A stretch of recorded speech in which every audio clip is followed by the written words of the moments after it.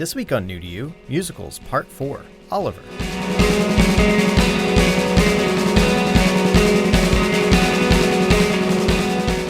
Hey everybody, welcome to the fourth episode in the New to You show, topic of musicals. I'm one of your hosts, John Holt. With me is Julian Cage, Kristen Sherman, and Keith Vincent. All right, we got him back, baby. Got him back to do the thing. Right. That's right. I'm sorry I missed the other 3 weeks. That's okay. We missed your conversation on it. I bet you missed my wit, my sharp wit, and my crackerjack head for trivial knowledge. Yeah. It was a bummer not having our fourth wheel. Thank you. But it still goes. Sad. It's a tricycle still work. Yeah. Kind of wobbles. Yeah. Scrapes. This is a podcast where we get our rain bucket on the prow of our ship and stand around that scuttlebutt trading stories, trading what's new on the boat. Wow, that's a far afield from our water cooler discussion, huh? We've been doing musicals. We started with my pick. We continued with Kristen's pick. And what was your pick? Jules's Remind pick. me. Hedwig and the Angry Inch. Then we did Into the Woods. We did. Pick. And then we did Jesus Christ Superstar. Now, also the Into the known Woods, as did you Jeepers do the Creepers. movie? You did the movie. I did the original Broadway musical. Oh, that's the CD I grew up with. That's the best version. So one little recap. What you missed is that we were all Jules hadn't seen the movie, and we were like, don't bother. I mean, there's some good stuff was in our it, decision, and all things considered, it was a very good-looking piece. But Yeah. You can listen to our episode and see what. Oh, I will. and then Don't you worry. And then you could scream at the radio. And I'll be like, why wasn't I there to correct them? I would have had such a salient point right there. Let's roll right into your pick, Keith. Yeah, Oliver.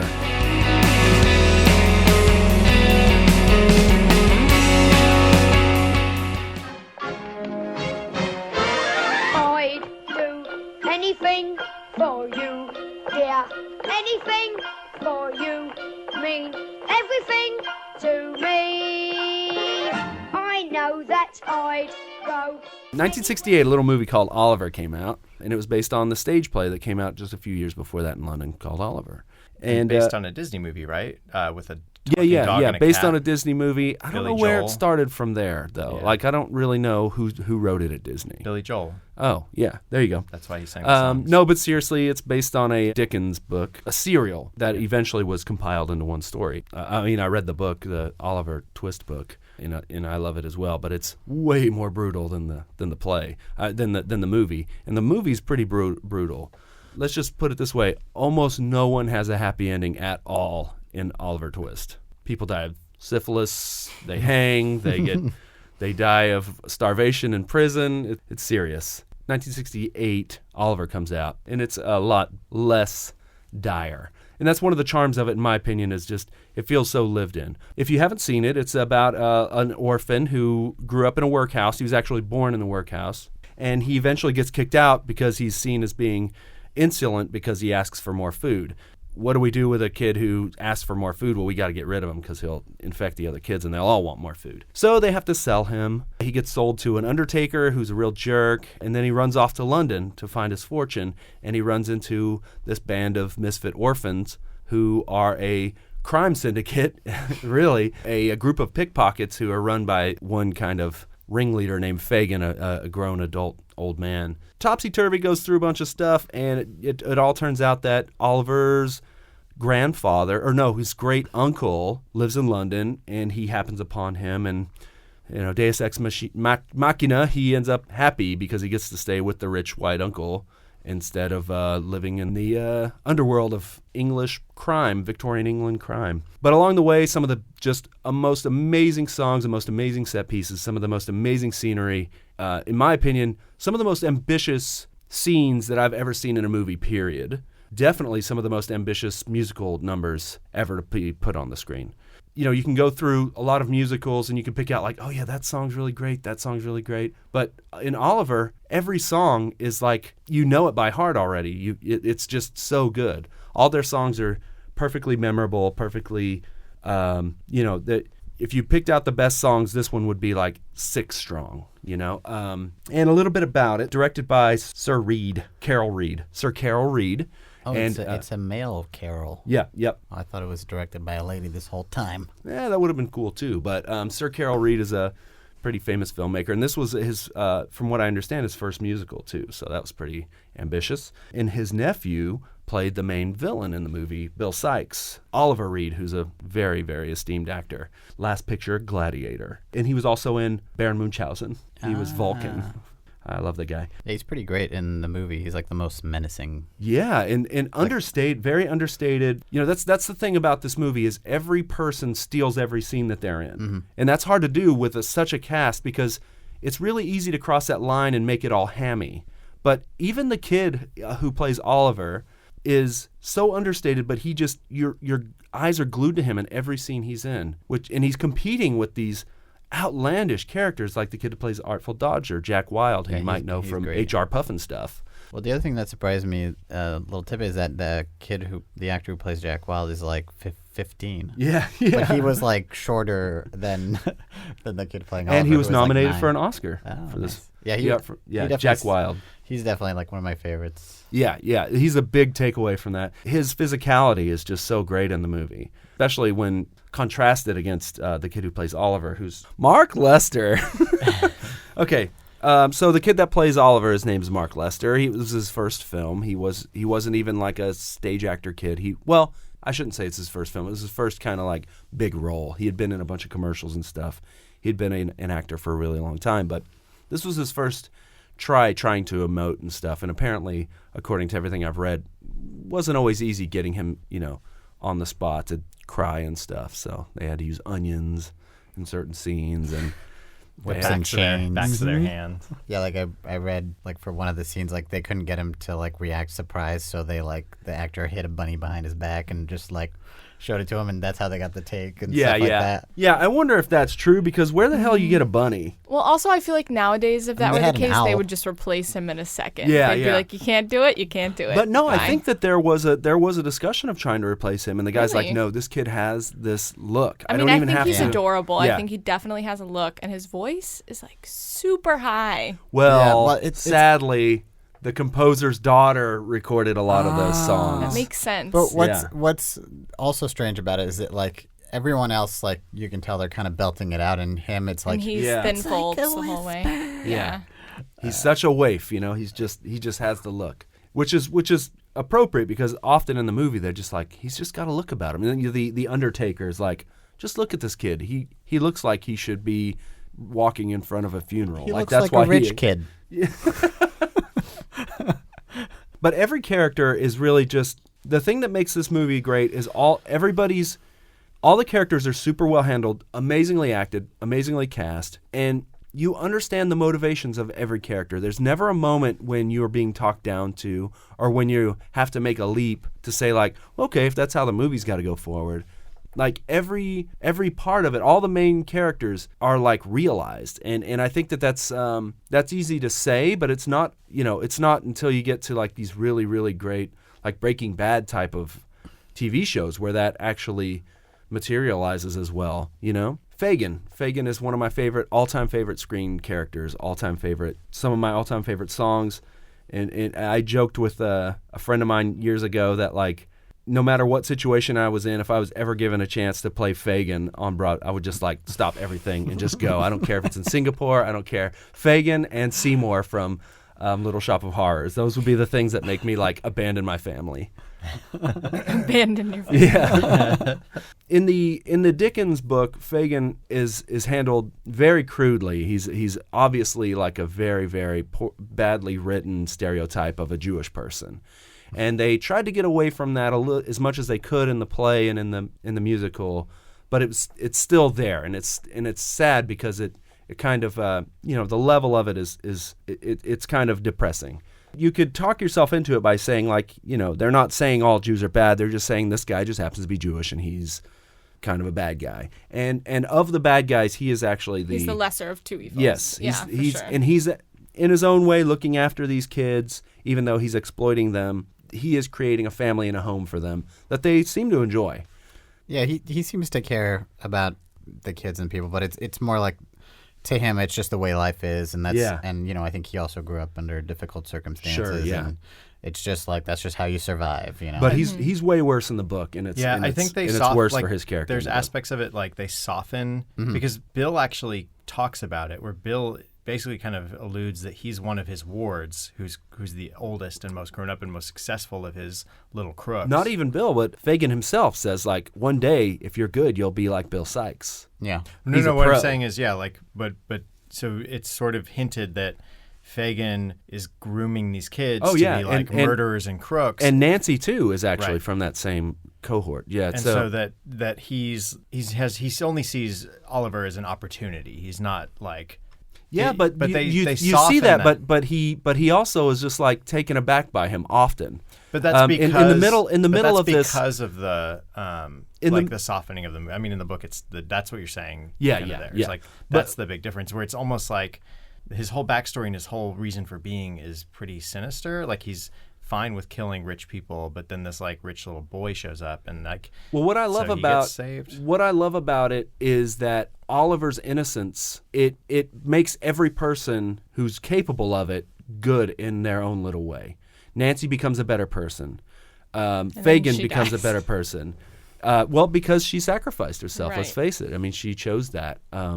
And even the Artful Dodger became a redeemable character. All these characters redeemed themselves. I mean, even Bill kind of like became a better, like a more realized version of himself. No, I think Oliver's innocence threw Bill off his game. I think that's what happened. He was the innocent one for so long. Because Bill is is like a ball of rage, and Oliver just set that off, and he aimed it at everything, like a trapped rat. You know, the movie speaks for itself. I can name off a couple of notable songs. I Do Anything and that dance scene to me is just spectacular. Where they kind of create this carriage for... The thing that I mentioned earlier is being super ambitious. Well, there are two that I consider to be some of the most ambitious musical numbers I've ever seen on screen. One is Consider Yourself at Home, when basically an entire neighborhood square full of people are taking part in this dance number. And then as the song fades, they all fade back into their daily routine. It's you have to see it to understand what I'm saying, but it's amazingly massive. Hundreds of people, hundreds of actors, hundreds of performers. The other one, Who Will Buy, is, in my opinion, just as ambitious, and probably just as many people, just hundreds of actors, each with their own different dance routines, each with their own different intermingling melodies and parts of the song. It's just a tour de force, and you know, it's that ambition.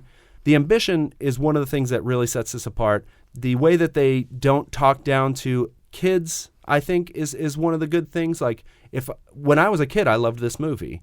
I mean, I didn't understand a lot of the subtext at all, but I loved it. And as I've grown older, it's just so many more layers to love as well.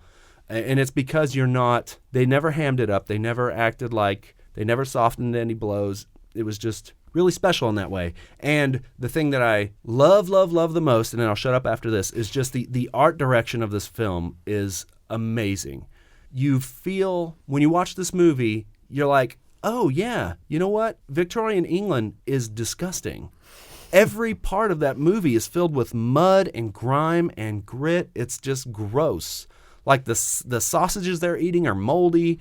Like every aspect of that movie, you see people's like dirt past their sleeves because they can't wash their arms. It's just so much lived-in quality to this obviously very stagey thing. A lot of the things that I have talked about in the past on this show have that same quality, but this one is the most. I feel like you want to take a shower when you're done with some of the scenes, especially like when those jewels drop in that mud, that mucky mud, where you're like, yeah, you know what? In London in the late 1800s, there was probably disgusting open sewage just like this. And so many amazing set pieces that all have that lived-in feel, like the tavern that Nancy works in. I can't imagine that set, what that must have been like. There's a waterfront in it. And you see these like the ends of these boats floating. It's just remarkable. So ambitious. I just don't know I can't imagine trying to pull off any of that stuff. It's just knowing what I know about filmmaking, I just don't know how they did even half of the stuff they did in that movie. And now I will turn it over to you folks and see what you have to say about it. I mean, I can definitely second that I think my favorite thing about the film is the art direction and the cinematography. Like, it just looks amazing. Cinematographer was also nominated for an Oscar. I believe it. Yeah, it just looks amazing. And I think I also read that a lot of the sets, they're sets, but they were in open air. Mm-hmm. And that's part of what gives them, like, the quality. Natural light. The quality of light that they have. So they kind of got that for free, although I can't imagine like how they dealt with weather and stuff. Yeah, but exactly. Maybe that's part of how everything looks weathered. I don't know. But yeah, it's really I don't know. It's funny you say it's dirty, but like I don't know. When I think of it, I'm like they're beautiful. Like it creates beautiful images nonetheless. Mm-hmm. Like I guess I don't know. I guess they're sort of like. It's texture. It's all texture and earth tones. So any little bit of color and because really. the light and the compositions are so nice that it's still artful. Big fan of that. Definitely my favorite thing about the film, I think. It was filmed in Shepperton Studios, which is world famous for like amazing stuff. I'm pretty sure a lot of Star Wars, the first Star Wars stuff was shot there. 007 stuff was shot there. Clockwork Orange. Jules, had you read this before, or had any of you guys read Oliver? No, I mean Oliver Twist. I think I'm just kind of like I'm familiar with the story, and I've seen like various like adaptations or like hints or like references to it, but I've never read the stories. I've never read it, but I've seen it on stage quite a bit. Well, the stage adaptation that's very similar to the movie, minus a couple songs, is dramatically different than the book. It's almost like maybe 2/3 of the book. It keeps going, yeah. Because there's really no way to be able to condense that book into 2 hours. There's so much back and forth. Yeah, he's with the bad guys again. He's not. Right. Right. Yeah, it almost seems like just from this, and I'm sure it takes it further in the stories. It's almost like Oliver kind of takes you through the like London underworld. It's like he moves through all these different kind of all this different kind of crookery, and then also into the high class. So it's you kind of get. I mean, I think what's neat about it is the story kind of takes you through a lot of that world. I couldn't help but think about Harry Potter when I saw this. Yeah. I mean, there's a lot of echoes, I think, in the story, and also like the staged well, the abandoned orphan who has a really glorious past and and I think even the chosen one, even a lot of the look and feel of the like movie, Diagon Alley, Victorian like looming, and hulking like twisted structures. I feel too like the casting of Harry Potter, like in the films, like he has a similar kind of quality to him. I think it's that innocence that's an optimism that kind of drives its way through. Yeah, and that he was which makes for bad acting on both actors. Yeah, I mean, exactly. I think it's just like it's the guy who it's like extreme. difficult. It's like extreme youth, and you got to grow into it, kind of thing. Like it's like it's Daniel Radcliffe has become like a really good actor, but certainly he had to find his way. Like, well, I mean, you actually can watch Harry Potter and see that development. I don't think it actually happens in any of the Harry Potter movies. I think by the end, by the last couple movies, they actually have like a range of emotions, and it's a simple enough range that they have to show, but it's there, like they can do it, and it's definitely not an effort versus like in the first one you're like, oh god, like I mean, I like it for the same reason that I like Oliver, in that like he's stiff, but you can still see this kid doesn't even have to act. He is that character. Yeah, and I think also like the fact that they're a lot of the kids are the age they're supposed to be.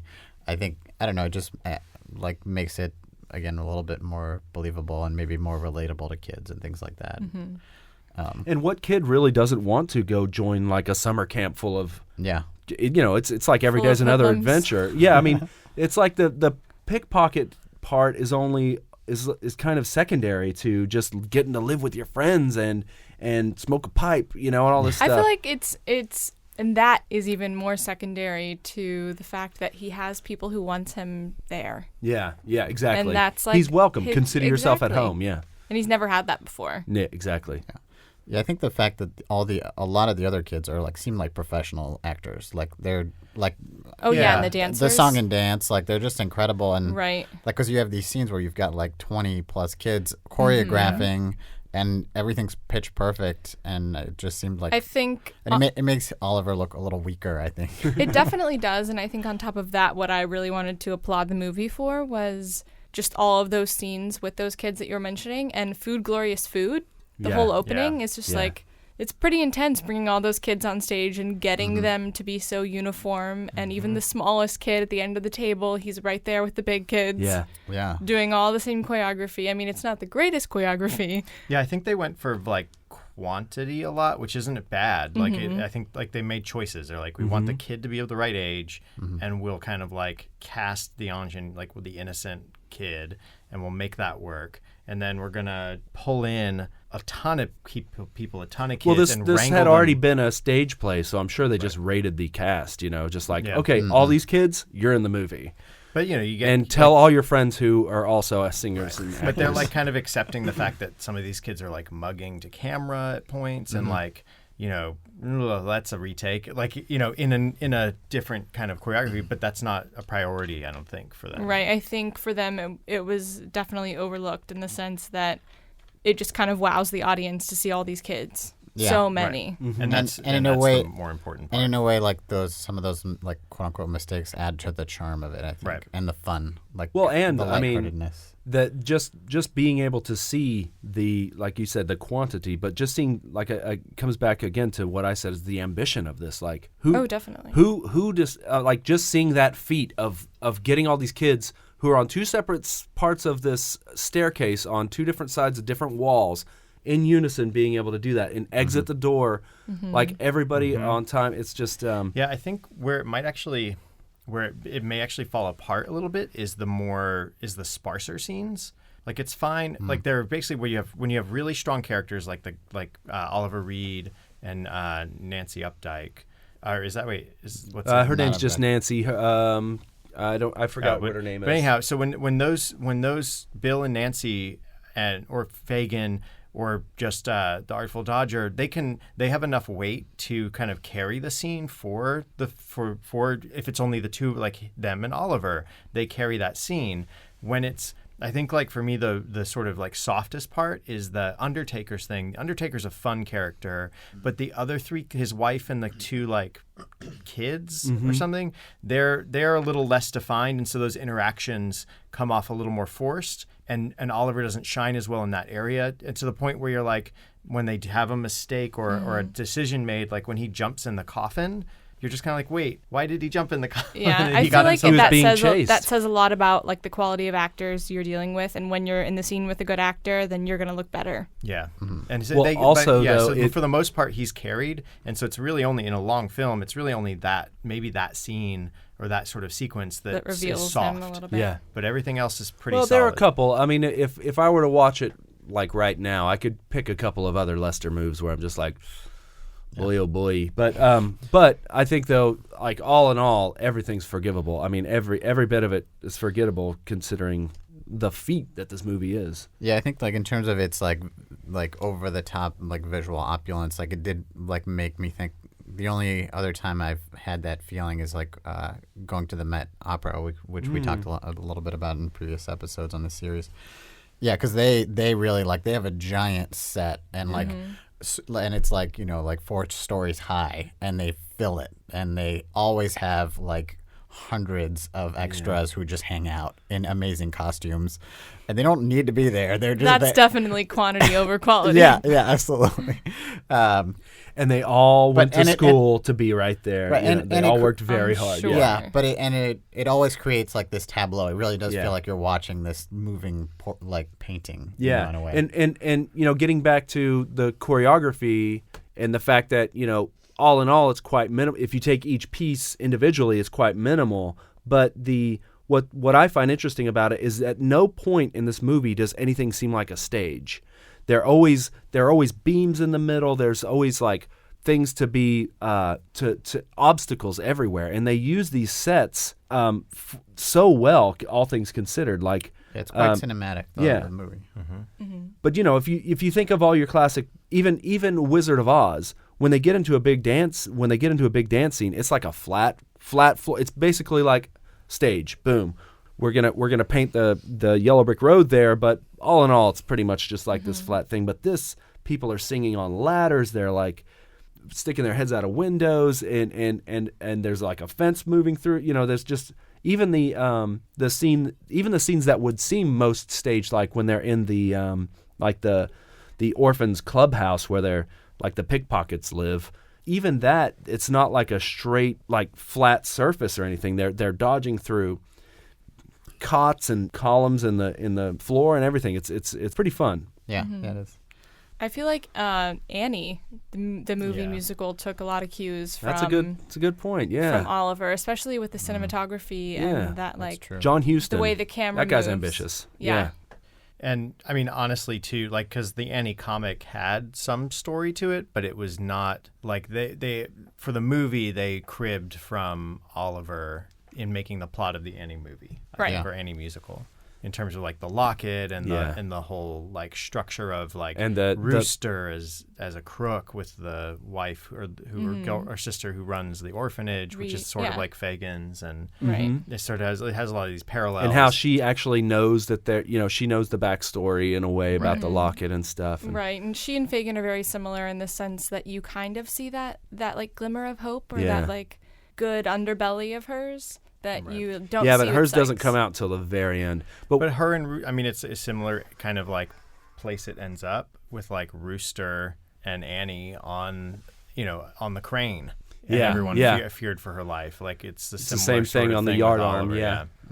And honestly, like huge spacious scenes on Annie as well. Like Definitely. like And very the big, mansion vast. Yeah. And the orphanage. Yep. Outside when they're on the fire escape. and That's how interesting. yeah. I Some hadn't street thought about scenes that. too. For sure. Like definitely, like she's another character that travels, both rungs or through a few different rungs of the ladder.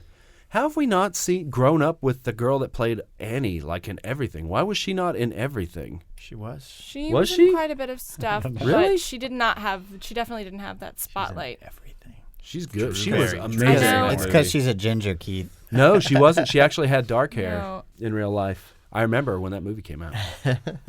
I think too, like my thing, and this may be So because Holt, I think you got a couple little qualms with the movie. well, that I you think wanted my to only big discuss. qualm with it is that like I don't know if you don't know the story of Oliver, like it's pretty clear. It goes like from point A to point B pretty well. Pretty simple story, Yeah. actually.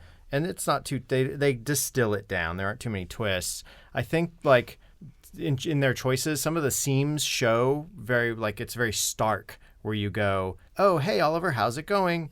Song. Like you'll go into like I think the biggest one for me was Consider Yourself at Home. That exchange with him and Oliver to going into the song was it's this odd thing where because it's a musical and it's playing with this level of realism, and you like you're saying you'll have people who are going about their daily lives, and then as the song swells, they all get kind of caught up in the song in the dream moment, and then as the song ends, they all pour away back into their routines.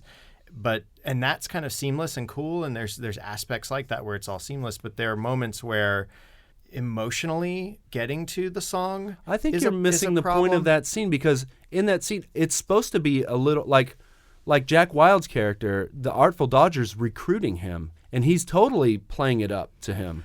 I feel I don't think that it's Right, it's no, unnatural because he's like, oh, I got a rube right here. He could totally fill our ranks. I could totally Right. take I him feel under like, my John, wing. where you're going with this is that traditionally in musicals, you sing when you can no longer speak. It's like an emotional thing, like kind of when you get Nancy singing, what's the song? He Needs Me. As long as he beats needs me. me. He beats me. Right. As long as I he feel beats like me. with that song, it's not like even like a climax of excitement for him. It's just like, oh, we're gonna go straight seamlessly into talking. Oh, now we're singing.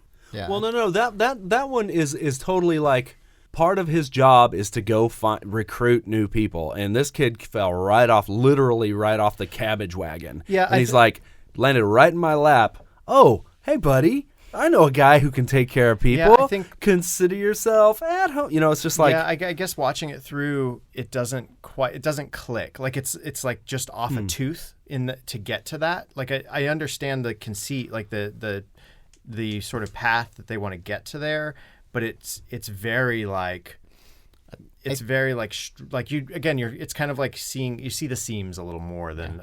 And I mean, this might be true of, like, again, I'm not super well versed in musicals, so this might be true to a lot of musicals. But the other thing I did notice about this one, even though, like, some of my favorite songs, like I Would Do Anything, like don't move the plot at all. Like they're just great Right. songs that just come out of nowhere, and it's just like let's have a fun, silly moment and sing a fun, silly song.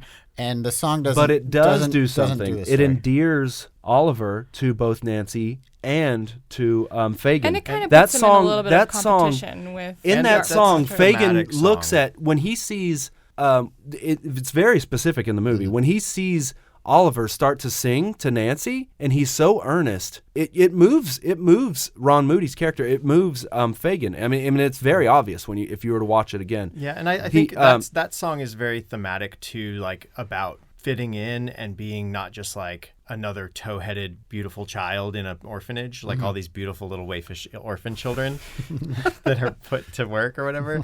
But yeah, so it's basically like you are an individual.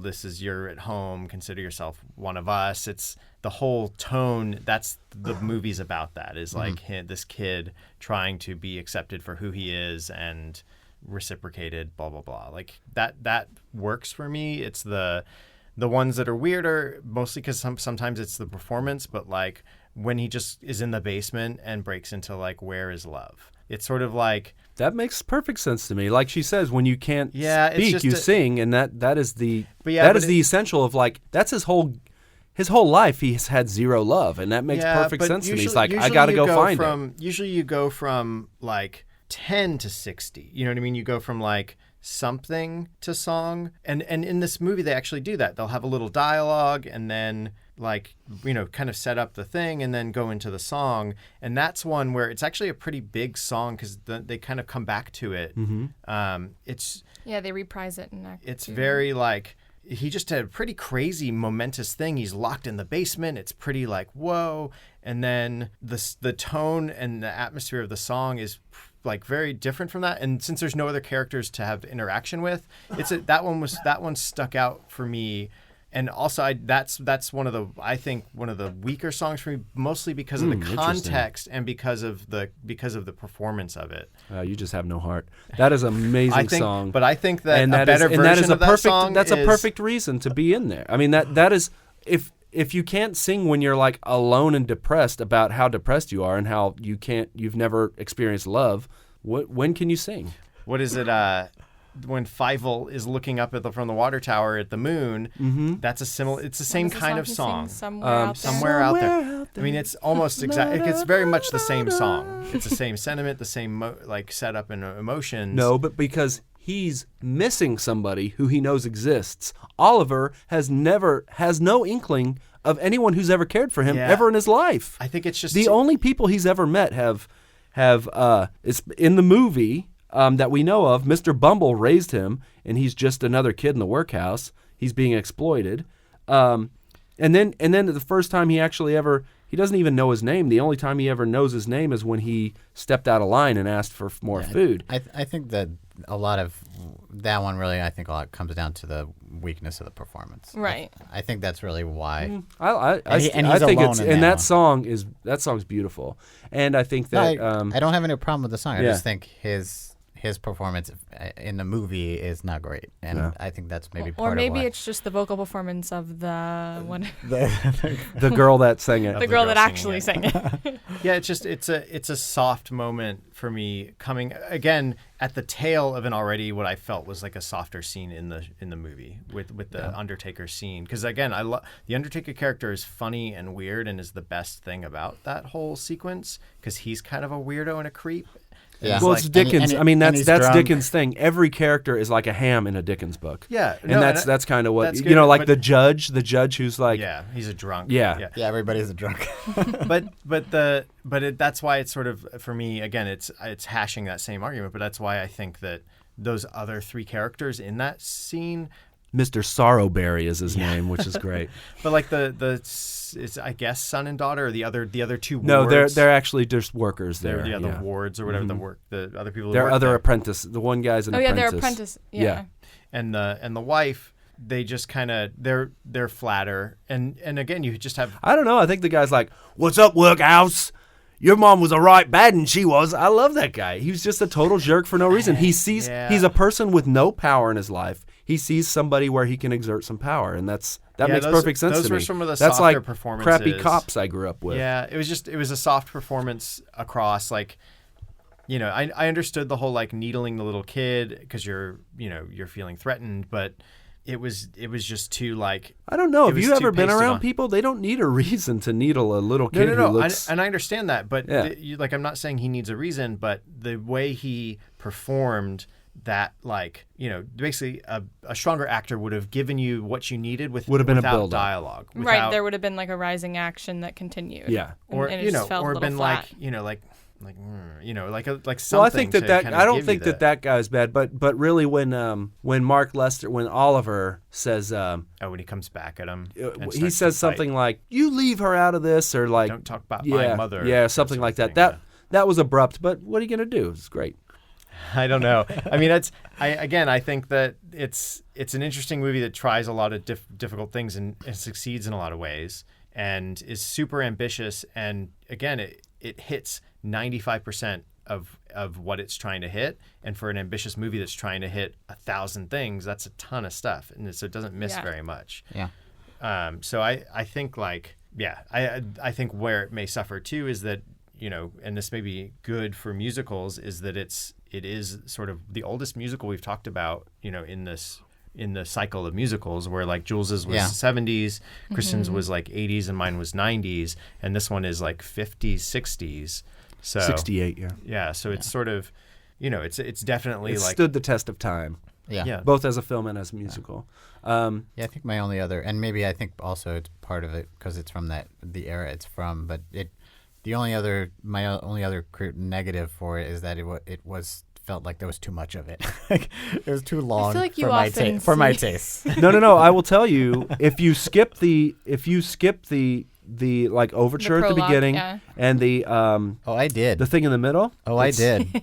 Oh, I sure did. Because after you do that, it's like an hour and 10 minutes long, It's or an two- hour and 15 minutes long. no, the movie's 2.5 hours. No, full it's- bore. Well, I'll just say it felt long to me. That's all I will say.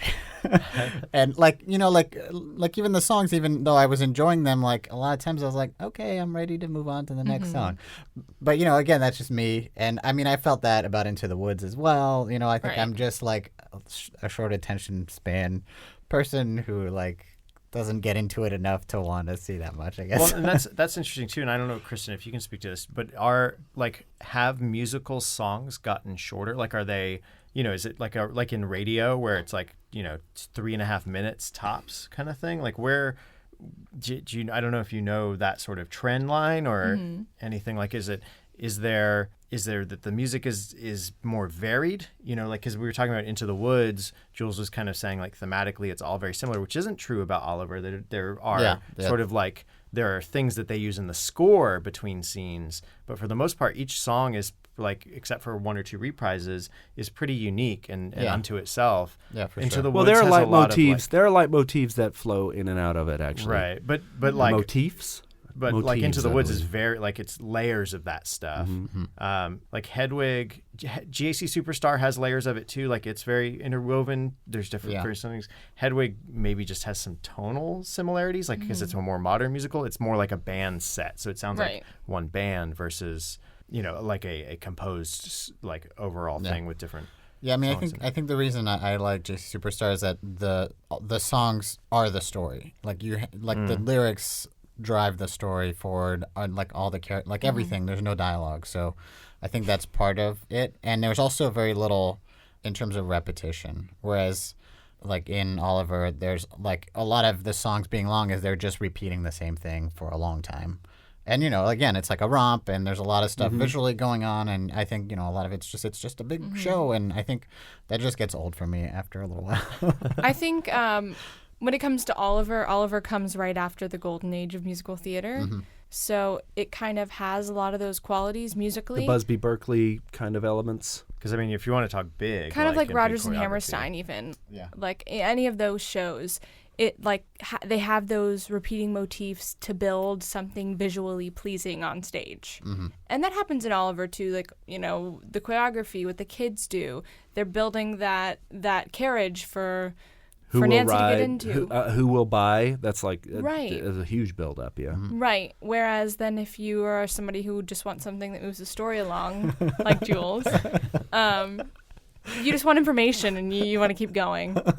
And that, I feel like even modern pop rock musicals, a lot of the time you're getting that nowadays. I don't think that it's consistent. I feel like there are definitely a lot of different categories that you can look into. I don't think that there has been like a consistent movement from like chorus, verse, chorus, verse, chorus, chorus, verse, chorus. Like I don't think you can say that definitely, but I can say that there are definitely new qualities compared to 1968 when the show came out. Yeah, definitely. But that being, I mean, at the same time, like, there are, like, Into the Woods, part of it, there is a lot of information that's given to you through the through the songs. Like, like we were talking about, it's actually mostly a spoken sung thing, and then when they are talking, it's more for comedic effect when they actually have dialogue bits. I will say that I like those musicals less as a viewer and on stage as well. When every bit of it is a song, and I love music, obviously. If you listen to the show much, you know that. But I feel like you don't get the same kind of emotion if you're trying to kind of sing it in a way in certain scenes. Like you can't pull up. There's subtlety that's lost. There's subtlety that's lost when it's all sung. I think that's where I saw a version shines. What's that? I think that's where Sondheim shines, is that he makes sung through stuff that. Sondheim did Company. Have you ever heard Company? I would definitely suggest this musical to you guys. Assassins. Wow, Assassins, yeah. I feel like what are some he others? explores maybe Into the Woods. Into the Woods, passion. I think Into the Woods may be the only one I've seen. Right, probably. Company they also did a PBS special on. But I think Into the Woods was his first, right? Now it's coming back to me. I think it was one of his first musicals, maybe? No. No. His first musical was Saturday Night. I think it was called Saturday Night, and it was a big flop. But if you know Gypsy, he did, that's where he got his start. Oh, that rings a bell. He did, I feel like I talked about it. I know the poster very well. He did the music for Gypsy, I believe. He didn't do lyrics, but he's very much known for his complicated scores and his complicated lyrics. His very intellectual, complicated lyrics. Yeah. For sure. What is Company about? Company is about a guy. What's his name? Okay, moving on. Henry Ford? No. Company is about a fictional character who is this guy who's in New York. And he kind of feels like he doesn't know where he belongs in like his social group because he has these friends who are married and he has these friends who aren't married. And he has these 3 women who he likes a lot and who he's like in kind of relationships with. And it's of him like discovering himself and also these characters both telling him what to do and giving him advice the whole time about so it's like a midlife crisis kind of? Kind of, yeah, where he should be in his life. His name's Bobby. I should know. That's to say Bobby, baby, Bobby, booby, Robbie, Robert, darling. But yes. I think it's just like that How I Met Your Mother, but a musical. But a musical? Forget it. They probably did a musical episode of that show. I'm sure of it. It was long enough. Yeah. Right. And Neil Patrick Harris is who I was thinking of. Neil Patrick Harris was in Assassins. Yeah. Did you so where does Oliver rank for you for like favorite musicals? Is it I wouldn't say it's my favorite musical, but I would say it's the most successful musical that I can think of as far as the movie, as far as being a cinematic experience that has transcended the whole of its parts. Yeah, it's a good movie adaptation. Well, what is your favorite musical? Hard to say. I went through a period in high school where I really loved a lot of musicals. And now I mostly hate them, oddly. I would say probably Little Shop of Horrors. Yeah, I like that one a lot. There's a Woody Allen musical that I really liked, too, called, he was rehashing a bunch of old songs, and Edward Norton's in it, Drew Barrymore. Yeah. I think Steve Martin's in it, Goldie Hawn. It's named after a song that's in a Marx Brothers movie. Where can people watch Oliver? I don't know. I think you can rent Bullets it. Over Broadway? No, Bullets Over Broadway That I don't one's think real is a good. musical, though, is No, it? Yeah, it's it not. is. It is? It is Bullets Over. I think that is the one I was thinking of. Oh, well, that's a good one. I forgot that it was a musical. Mm-hmm. Those were I really on like Broadway musical- a few years ago. Oh, maybe they made a play of it, but the movie's not the a movie's not a musical. Yeah. Oh, okay. I Yeah. only know the They made a musical. musical. Okay. No, the one I'm thinking of is Oh, they made a couple of musicals, I think, out of Woody Allen. Everyone Says I Love You? Yes, Everyone Says I Love You. I don't know that one. It's very, I mean, some beautiful shots of New York. Mm-hmm. Natalie Portman's in it. A lot of stars. She plays New York. Beautiful shots of Natalie Portman. Well, we purchased it on iTunes. Yeah, I rented it on... I own it on DVD, so. Nice. I rented I do own it. I think you can rent it everywhere you can rent streaming movies. So on Amazon, on YouTube, on iTunes, on Google Play, probably. So, but I don't think you can stream it anywhere at the moment. It's like for part of a subscription thing. Yeah, it may not have even been rentable. It might have just been purchasable on iTunes. On Amazon, I was able to rent it for $3. Good. So Oh, that's a good deal. yeah, cheap way to considering how long it is, you get your money's worth. So check this out. This movie won 5 Oscars. You can also see a lot I clips from it on YouTube for free. Yeah. Pretty much all the songs. Yeah. So you can piece it together. I mean, that's it. That's the whole movie. I think the whole intermission's in there too. I'm just kidding. You just looked at the curtain the whole time, right? I love that illustration that plays during that. It's like a boxing guy or something. But it won like 5 Oscars. It was nominated like 23. But it won for 23. It won Oscars. Best Picture, right? Yeah. Yeah. And it's the last rated G movie to ever be, well, the only rated G movie to ever win an Oscar. They've retroactively rated certain movies G that won, but never was a movie rated G and then it won. 153 minutes. What? That's how long it is. Yes, but without the overture and stuff, that's 20 minutes off. Yeah, but so it's still clocking in at 2 hours, over 2 hours then. While you're doing the math, I feel like I get a little nostalgic when we talk about Oliver, only because it almost started my love for musicals a little bit. Wow, when I was cool. little, I had this CD that was called Broadway Kids, and it was actually kids that were on Broadway at the time singing well-known musical theater songs, and it was like Where is Love, Food, Glorious Food, all of those songs. It's odd. I mean, I love so many of the songs. Food for Glorious Food never did it for me. I mean, though it is what a great song to start a movie with. No, my favorite song off of there is Be Back Soon. Cheerio, but be back soon.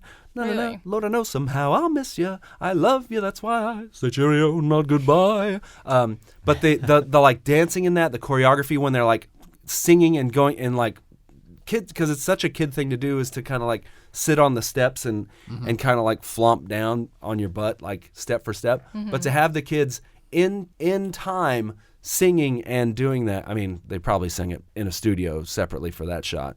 But I just love that.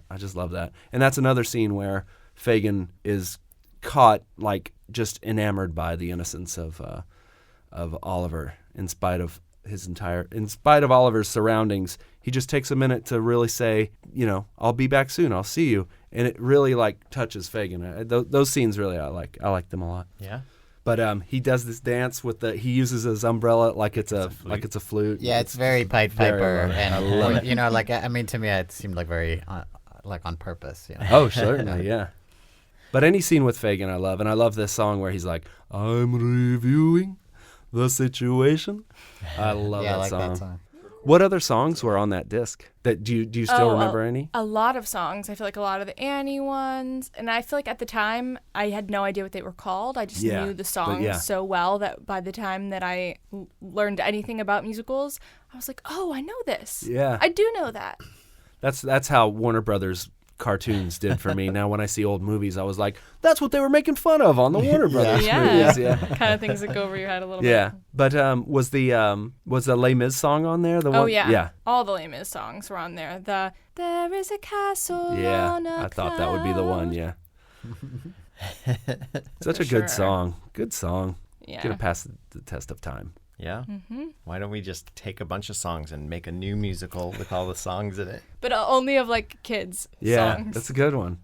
Yeah. And we'll call it Kids Incorporated. Sounds like not what I was going for. No, that's okay, fine. yeah. It'll be all kids, but Kids it'll be Incorporated. But not songs sung.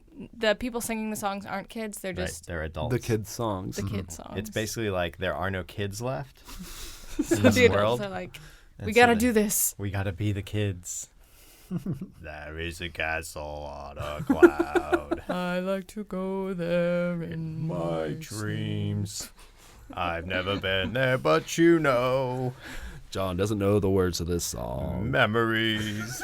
Misty watercolor. Colored memories on a cloud. Or not that one. Not that song? Not from Cats. Still not from Cats. All right, so Of the way we were. yeah, We're wrapping up. Anybody got any last thoughts, or did we already do that? What was the first? Have you seen this before, Jules? Yes, I believe because we were roommates. and Okay. You played it several times. Oh yeah, that's right. Yeah. How about you, John? yeah, I definitely had watched Okay. this a few times when I was a kid. So this wasn't new to any of us. No, but I'd never really watched the whole thing and paid attention all the way through. So. And you still didn't because you thought it was all long. And No, I still did. I just, I only skipped a little bit. He was of just a it. little frustrated. You're like, how many beautiful singing and dancing numbers can this thing have? Jesus. Gosh. God, how much artistry does one movie need? Come on. Where's the nudity in this G-rated movie? Oliver and Company. Oliver. Why should Never I before has a boy worry? asked for more. Why should I care? Why should I give a damn? So I don't But remember. I got street is that warfare. is that Oliver? Based, Oliver and Yeah, it's Company. Oliver. same thing. Yeah, basically But like it's based on the same story. But Also Yeah. about an animals. orphan. Yeah. yeah, because the cat is Oliver Twist. and the Okay. dog is kind of like a Kind of the composite Artful character. Dodger it's Artful and- Dodger and Both, Fagin, yeah. yeah. And then Cheech Marin is One of the Chihuahua. if this is torture, chain me to the wall, man. That was in the ads for the movie. Yeah, that's the only thing I remember about that movie. It was on some VHS we had. We always they would watched just it. play the Yeah. beginning. I think it might have been The Rescuers Down Under. Yeah, Every time I I think watched so. it, yeah. So yeah, go check it out. Billy Joel. That's Was Huey Lewis in that movie? I feel like Huey No, I Lewis think was in it's, that you movie. just confused. Well, maybe unless he played another character, I don't know. Those two should have been together. Let's face it. He did the Power of Love and all kinds of. He's in a bunch of movies. Shortcuts. Consider yourself at home. Consider yourself one of the family. I've taken to you so strong. It's clear we're going to get along. Consider yourself well in. Consider yourself part of the furniture. There isn't a lot to spare. Who cares? Such a question, there are written and written. There are many possible answers, such as hard work. Years ago, the holies are good.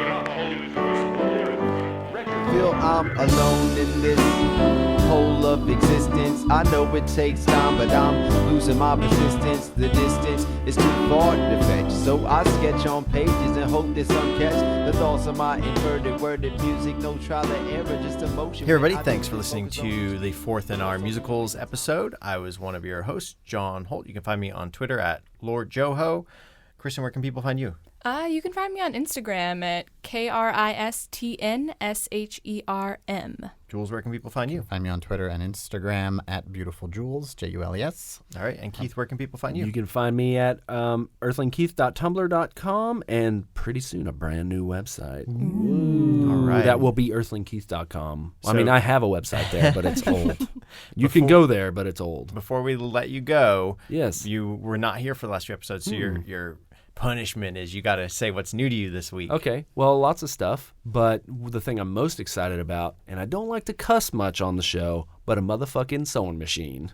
I got a sewing machine, and I love it. And my wife and I used it to sew my son's Halloween costume, and it was really, really fun. And if you pay close attention to the costume, you can see me get better as it goes along.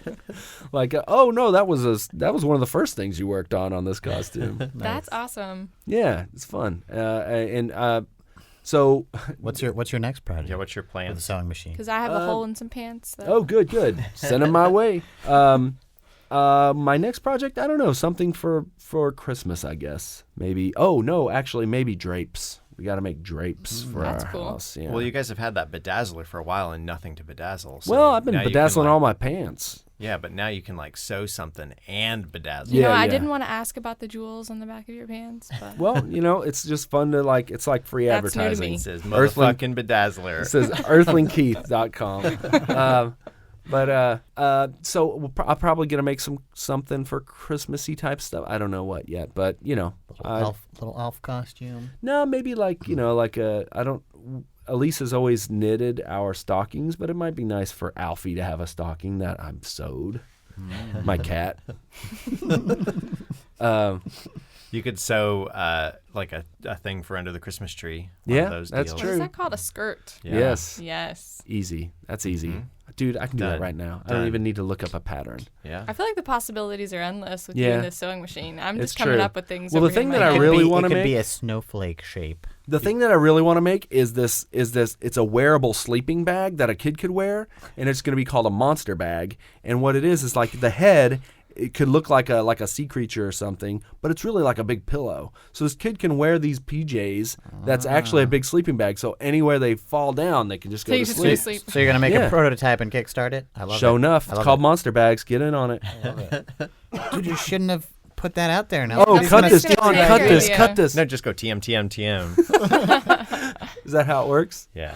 Legal, y'all. Patent pending on my monster bags. Don't steal nothing. Monster bag. Yeah. So Truck like. nuts and monster bags. So you go to like these cool private schools and you give demos, and then every kid will have to buy them for their slumber party. For sure. And then we'll have to say how like sleeping without them is It'll be unsafe. called We'll a have to get some science to slumper prove that. party because you just slump down and fall asleep. And the commercial's like, do you have trouble getting your kid to bed when he falls asleep?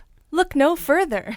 That monster under the bed is going to be your kid in their monster bag. Monster bag. I think it's going to be more like, are you still letting your kids sleep in a bed? Do you know how many accidents a year happen with kids exiting the bed? Your child is at 23% more likelihood of bumping their head, knee, or foot from exiting the bed. Narcolepsy Not can strike anymore. at any time. Now that they're protected by monster bags. Even undiagnosed, your narcoleptic child could fall and injure themselves, but not in a monster bag. Jules, don't look it up. It doesn't exist. I invented it. Stop. I'm just making sure. Don't look it up. I invented it. Jules Don't is even like- look it up. Jules is like Blue Host monster bag. This is different because you don't wear it. Exactly. No, nothing exists like it because I invented it, and I'm gonna It's like sew a it with my snowsuit sewing with machine. a pillow head. It is. Well, you know what? So my this is going along, and I'll keep my yapper shut pretty soon. But my friend and I were working on a pilot, and we made these big costumes for this TV pilot. And it was these big Big Bird-esque type of costumes. Yep, they were the big yellow fur, and the way my friend sewed it, she was so smart. She sandwiched this fur with foam, with like a thin layer of like foam rubber, and then a thin layer of like football jersey material. So as you were wearing it, it was a little bit more comfortable. You weren't like sticking to foam. But as I was wearing it, because I was also the actor in the thing, like I just wanted to sleep the whole time. It was this warm, cozy hug. I was wearing a warm, cozy hug, and because it was a big foam head, anywhere I put my head, I could just go to sleep. So that kind of got me in the idea of like, no, this like any kid could just run around and just fall down anywhere and just sleep in this thing. So Forever. All right, so there are some wearable like superhero, but it's not sleeping the same, bags. so don't even look it up. It doesn't And exist. I made it up. There's a bear sleeping. Yeah, bag. see, that doesn't count. Sleeping berg. But that's what I want to make with my sewing machine. Nice. And we got the heavy duty one that'll go through several layers of stuff too. Cool. So. So your next project may be like some fabric with your hand. Yeah, exactly. Well, Oh no. I was threading the needle when my son was like, "Oh," and he stepped on the thing, and it was like, I was like, "Oh boy, I almost got a tattoo." A cloth tattoo. That's the new thing. Human embroidery. But that's it. My sewing machine. Nice. Cool. Singer. Very sweet. I got a singer. So we'll have links to Keith's sewing machine and monster bags on our website, as well as links to the musical pick, Oliver, and all the stuff we talked about and everyone's contact information at newtoyoushow.com. You can find us on Twitter at newtoyoushow, and you can leave reviews and comments on iTunes. We're also on Google Play, and you should really subscribe on Overcast or your preferred iPad or podcasting listening device or app so that you can stay on top of when new shows come out. Yeah. All right. So next week we're going to start our Tear Jerkers series with a lighthearted look at Japan after we drop the bomb on them with the HBO documentary White Light, Black Rain. So if you want to get a jump on, if you feel sad, keep listening. You want to get a jump on our next topic, go listen to that. And then if you really want a big jump on it, we can just give you the next two. It's going to be an excerpt from Amy Poehler's autobiography audiobook, the Sorry, Sorry, Sorry chapter from her book Yes Please. And then what was my pick? The Pillow Man. By an Irish playwright whose name escapes me at the moment, but The Pillow Man, really good play. You can find the play itself on YouTube that Small Productions have done. Not the best productions of the play, but by Martin give McDonagh. You the sense. Martin McDonagh. McDonagh. Yeah. By Martin. That reminds me, they've made a sequel to Trainspotting. Yeah, Trainspotting 2. It's a sequel. It's weird.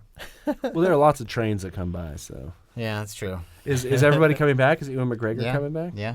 As the train spotter. Yeah, they couldn't have done it without him. Come on. Yeah. You sure it's not just them mispronouncing train sporter? Pretty sure. The train sporter. Pretty sure.